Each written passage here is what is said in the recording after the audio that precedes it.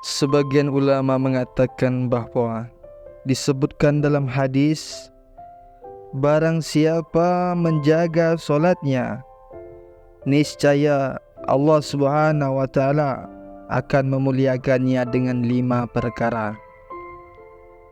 Yang pertama, dihilangkan kesempitan rezekinya. Yang kedua, diselamatkan dari azab kubur.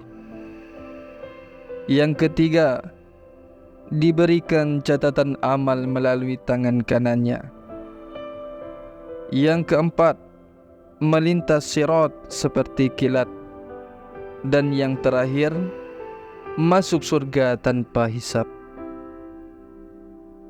Barang siapa yang malas dalam solatnya, Allah Subhanahu wa taala akan menyiksanya dengan 15 siksa. 5 siksa di dunia, 3 siksa ketika mati, 3 siksa dalam kubur, dan 3 siksa saat dibangkitkan.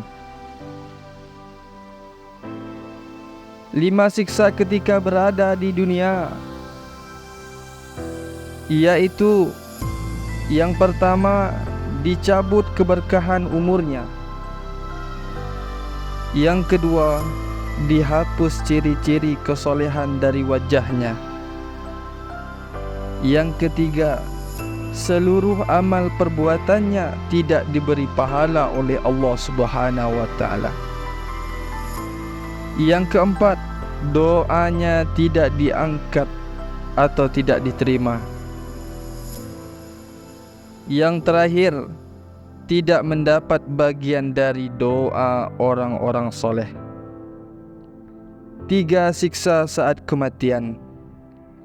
Mati dalam kehinaan. Yang kedua, mati dalam kelaparan. Yang ketiga, mati dalam kehausan, walaupun diminumkan kepadanya seluruh air lautan di dunia ini, tidak akan menghilangkan rasa dahaganya. 3 siksa di dalam kubur.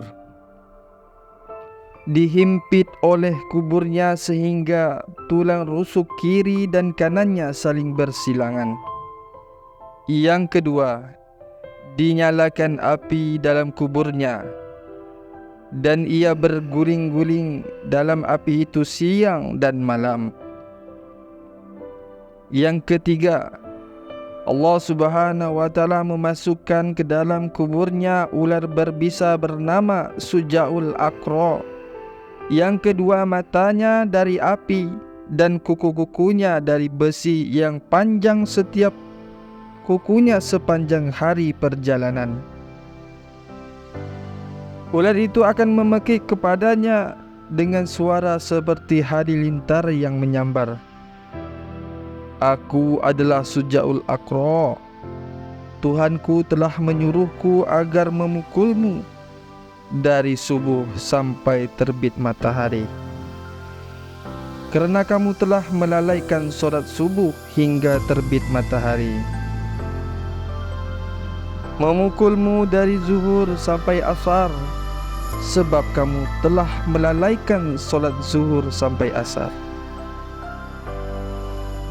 Memukulmu dari asar sampai maghrib, sebab kamu telah melalaikan solat asar sampai maghrib.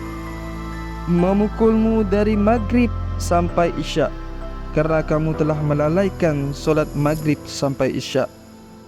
Memukulmu dari isya sampai subuh, kerana kamu telah melalaikan solat isya sampai subuh. Setiap pukulan akan membendamkannya ke dalam tanah sedalam 70 hasta, dan terus disiksa seperti ini dalam kuburnya sampai hari kiamat.